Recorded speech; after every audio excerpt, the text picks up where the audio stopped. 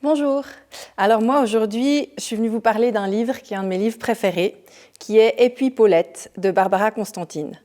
Alors Barbara Constantine, elle a écrit plein de livres, il parle toujours de rencontres entre les gens, mais celui-là, pour moi, c'est vraiment un petit bijou.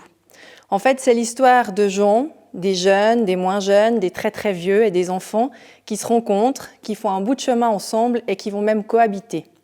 C'est une espèce d'auberge espagnole intergénérationnelle où chacun vit avec son caractère, ses angoisses, ses habitudes, ses petites manies et ses secrets. Et puis, c'est un petit bijou, je l'ai prêté à beaucoup de gens.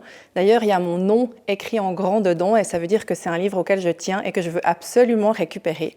Et donc voilà, je ne peux que vous le conseiller.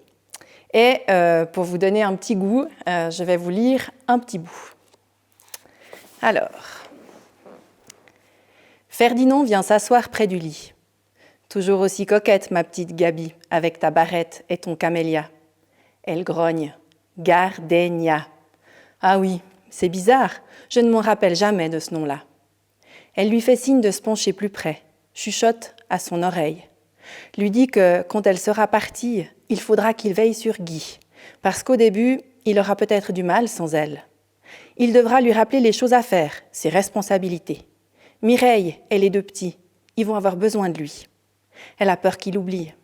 Et puis si jamais il lui prenait l'envie de la rejoindre, ce serait bien de lui dire qu'ils auront tout le temps de se retrouver.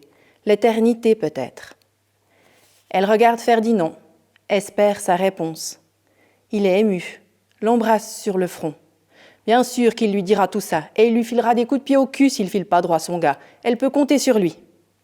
Gaby sourit, ferme les yeux, épuisée d'avoir parlé si longtemps. Bon, elle va pouvoir dormir tranquille, maintenant.